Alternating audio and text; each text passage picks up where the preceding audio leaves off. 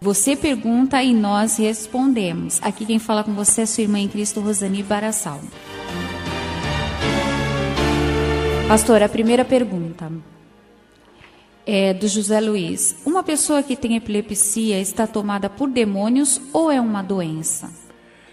Nós queremos dizer que epilepsia é uma doença. Reconhecemos que quando se manifesta a epilepsia, a sua manifestação é parecida com o que se dá quando uma pessoa possessa se manifesta, esta possessão demoníaca. Mas são coisas distintas. E nós queremos dizer ainda mais que, além da possessão, nós vamos dar aqui as características que a Bíblia apresenta com pessoas que são possuídas assim, por essa manifestação que nós chamamos de possessão. Nós temos um caso, aliás, muitos casos na Bíblia Sagrada, quando os demônios controlam a pessoa que está possessa. E existe um caso muito típico de possessão que está no capítulo 5 de Marcos, versículos 1 a 20, o chamado Gadareno, e também em Lucas 8, 27. A Bíblia descreve a maneira de se portar daquele homem. O homem andava nu, andava de noite e de dia, clamando entre os sepulcros e pelos montes, ferindo-se com pedras. Então, quando uma pessoa está possessa, ela perde o controle de si mesma. E o homem gadareno tinha o corpo dominado e usado por demônios. Ele perdera a sensibilidade física, não sentia dor, frio, fome, bem como o controle das faculdades, a voz, a ação, locomoção. Agora, ele foi libertado por Jesus. E quando foi libertado por Jesus, ele foi encontrado de modo diferente de como ele andava e se portava. Diz o texto bíblico que ele foi encontrado assentado, segundo, vestido, porque ele andava nu pela rua, e em perfeito juízo. Então é o que Jesus faz, liberta as pessoas que estão sob o jugo do diabo, e muitas vezes Jesus fez isso durante o seu ministério. No capítulo 1 do Evangelho segundo escreveu Marcos, nós encontramos Jesus pregando numa sinagoga, e como logo se manifestou o demônio na vida das pessoas que estavam ali presentes. Diz o texto a partir do versículo 21 do capítulo 1 de Marcos: entraram em Cafarnaum, e logo no sábado, indo ele à sinagoga, ali ensinava, e maravilharam-se da sua doutrina, porque os ensinava como tendo autoridade e não como os escribas. E estava na sinagoga deles um homem com um espírito imundo, o qual exclamou, dizendo: ah, que temos contigo, Jesus Nazareno, vieste destruir-nos? Bem sei quem és, o Santo de Deus. E repreendeu-o Jesus, dizendo: cala-te e sai dele. Então o espírito imundo, convulsionando-o e clamando com grande voz, saiu dele. Aqui está a atitude de Jesus, libertando um homem que estava possesso. É o mesmo modo de agir de Jesus no que concerne ao Gadareno, capítulo 5 do livro de Marcos, diz o texto: e chegaram ao outro lado do mar, a província dos Gadarenos, e saindo ele do barco, lhe saiu logo ao seu encontro dos sepulcros um homem com espírito imundo, o qual tinha sua morada nos sepulcros, nem ainda com cadeias o podia alguém prender, porque, tendo sido muitas vezes preso com grilhões e cadeias, as cadeias foram por ele feitas em pedaços, e os grilhões em migalhas, e ninguém o podia amansar, e andava sempre de dia e de noite, clamando pelos montes e pelos sepulcros, ferindo-se com pedras. E quando Jesus viu ao longe, correu e o adorou. Ou seja, o demônio adorou o Senhor Jesus, e clamando com grande voz disse: que tenho eu contigo, Jesus, Filho do Deus Altíssimo? Conjuro-te por Deus que não me atormentes, porque dizia: sai deste homem, espírito imundo. E perguntou-lhe: qual é o teu nome? E ele respondeu: Legião é o meu nome, porque somos muito. E rogava-lhe muito que não os enviasse para fora daquela província. E andava ali pastando no monte uma grande manada de porcos, e todos aqueles demônios lhe rogaram, dizendo: manda-nos para aqueles porcos, para que entremos neles.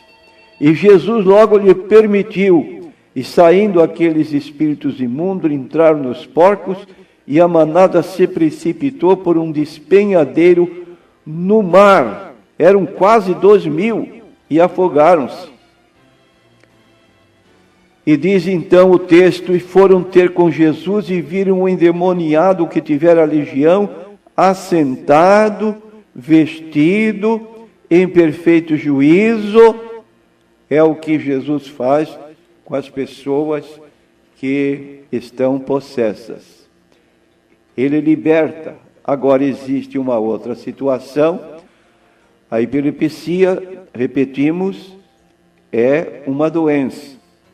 Mas temos, além da possessão, a opressão, que é a presença de demônios em determinados ambientes e sua influência direta sobre as pessoas.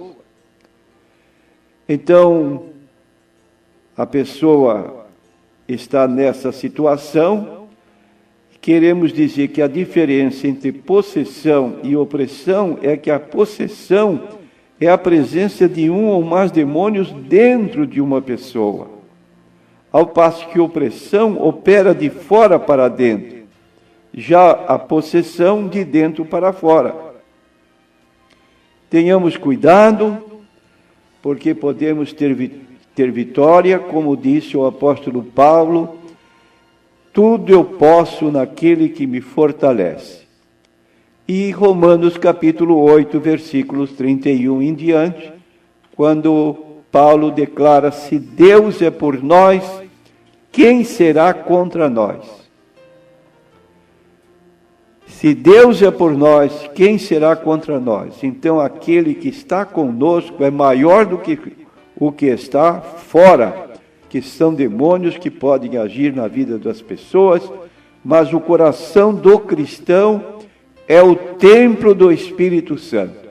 Diz o apóstolo Paulo: fostes comprados por bom preço, glorificai, pois, a Deus no vosso corpo e no vosso espírito, os quais pertencem a Deus. Capítulo 6, versículos 19 e 20 da primeira carta aos Coríntios.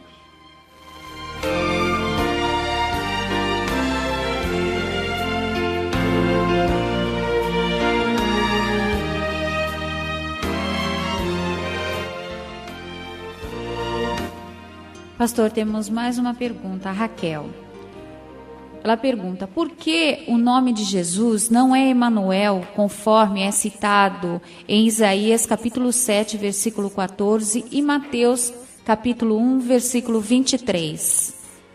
Nós queremos dizer à nossa consulente que o nome Jesus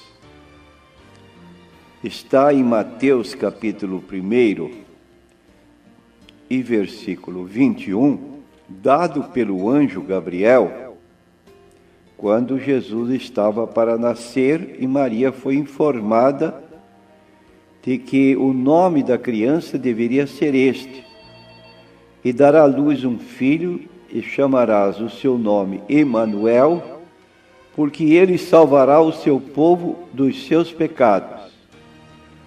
Agora, com relação a Mateus 1:23, que é uma citação de Isaías 7:14, chamá-lo-ão pelo nome de Emanuel.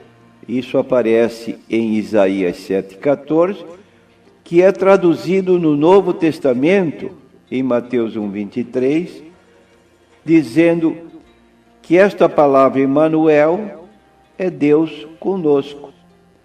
Então, Jesus aqui na terra era o cumprimento desta palavra de Isaías 7:14, e Mateus traduzindo 1:23, de modo que nós lemos no início do Evangelho de João, capítulo 1, no princípio era o Verbo, e o Verbo estava com Deus, e o Verbo era Deus.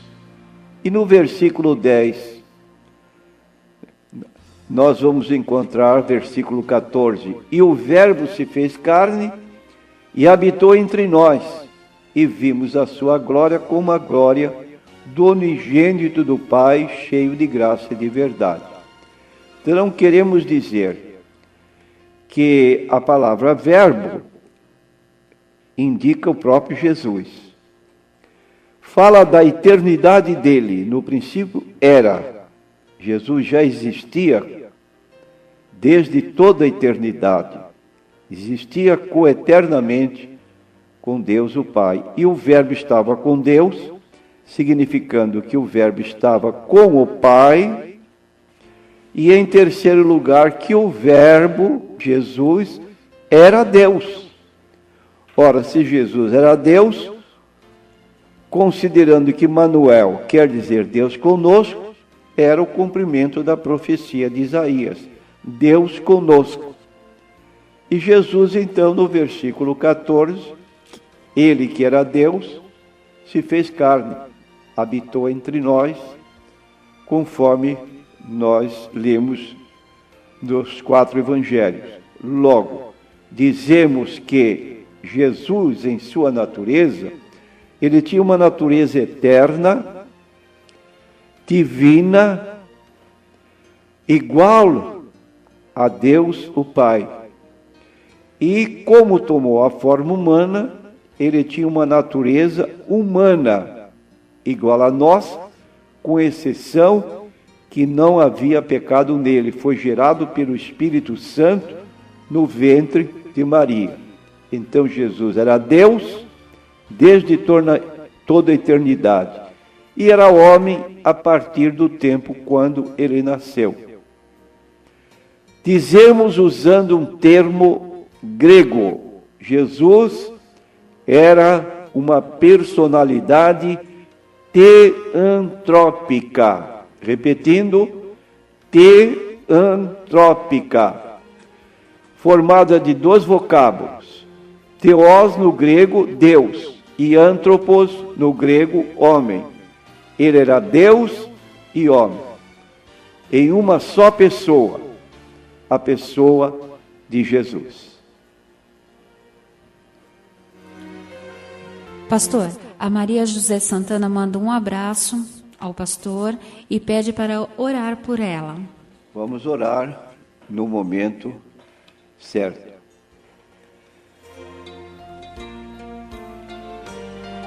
Mais uma pergunta, pastor Antônio. Por que somos responsáveis pelo pecado de Adão? Quero dizer o seguinte, que nós não somos responsáveis pelo pecado de Adão. Nós somos responsáveis porque nós escolhemos o pecado de Adão. Nós temos uma natureza que se acomoda à forma do pecado de Adão. Foi quando Paulo declarou no capítulo 7 de Romanos, falando como homem natural, que ele reconhecia que ele vivia prisioneiro da sua própria vontade. Ele queria servir a Deus, mas a sua natureza humana o levava a desobedecer a Deus. Só vamos ser castigados por Deus pelos nossos pecados se nós não nos afastarmos deles. Porque há perdão da parte de Deus, como diz Atos 17, 30, 31. Deus não leva em conta os tempos da nossa ignorância. Anuncia, porém, a todos os homens que se arrependam, porque haverá um dia de juízo.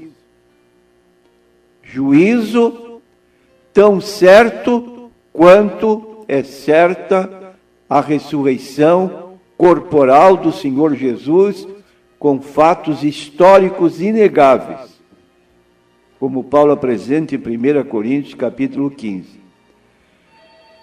Ninguém vai ser condenado pelo pecado de Adão.